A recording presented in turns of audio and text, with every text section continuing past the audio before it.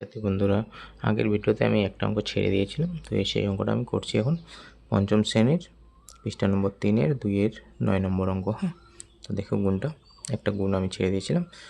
পুরো ভিডিওটা দেখো, আশা করি অঙ্কটা তোমরা ভালো করে বুঝতে পারবা। ঠিক আছে, তাহলে এটা হচ্ছে গুণ। তাহলে গুণ আমাদের করতে হয় পিছন দিক থেকে, তাই না? এদিক থেকে আমরা গুণ করব।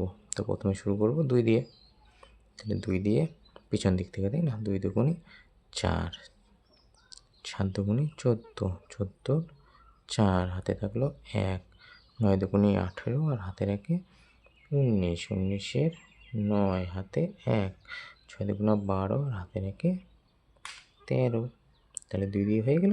এবার করবো আমরা 1 দিয়ে। 1 যেহেতু দশকের ঘরে, ওই জন্য এককের ঘরে বসাবো আমরা 0।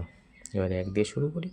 2 1-কে 2, 7 1-কে 7, 9 1-কে 9, 6 1-কে 6। ঠিক আছে, তাহলে 1 দিয়ে হয়ে গেল। এবার করবো 7 দিয়ে।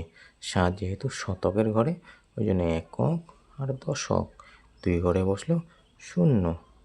আগে শূন্যগুলো বসিয়ে নেওয়া, তারপরে শুরু করবো। ঠিক আছে, এবার 7 দিয়ে শুরু করি। 7 দুগুণে 14, 14-র 4 হাতে 1, 7 7 49 আর হাতের 1 ছিল 49 আর হাতের 1 50, 50-এর 0 হাতে থাকলো 5, 7 নং 63 আর হাতের 5-এ 68, তাই না? 68-র 8 হাতে থাকলো 6, 6 7 42 আর হাতের 6-এ 48। তাহলে আমাদের 7 দিয়ে হয়ে গেল। এবার শুরু করবো 9 দিয়ে। 9 যেহেতু হাজারের ঘরে, ওই জন্য একক, দশক, শতক, মানে পিছনের ঘরগুলোতে 0 বসবে। হাজারের ঘর থেকে শুরু হবে। তো 9 দিয়ে শুরু করি। 9 দুগুণে 18, 18-র 8 হাতে থাকলো 1, 7 নং 63 আর হাতে রেখে 64, 64-র 4 হাতে থাকলো 6, 9 নং 81 আর হাতের 6-এ 87, তাই না? 87-র 7 হাতে থাকলো 8, 6 নং 54 আর হাতের 8-এ 54 আর 8-এ হচ্ছে 62, তাই না? 62।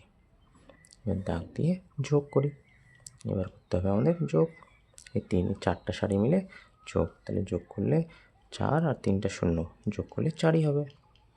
4 আর 2 যোগ করলে 6, 7 আর 4 11, 11 আর 9 20, 20-র 0 হাতে থাকবে এবার 2, 8 9 17, 3 20, 20 আর হাতে 2 ছিল, তাহলে হচ্ছে 22, 22-এর 2 হাতে থাকলো 2, 8 4 12, 12 আর 6 18, 18 1 19, 19 এর হাতে 2 ছিল, 20 21, 21-এর 1 হাতে থাকলো 2, 8 7 15, হাতে 2 17, 17-এর 7 হাতে 1, 4 আর 2 6 আর হাতে রেখে 7, আর এখানে 6 6ই নামবে।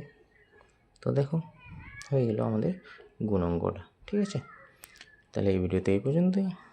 পরবর্তী ভিডিওর জন্য অবশ্যই তোমরা সাবস্ক্রাইব করে দিও। টাটা, ভালো থেকো।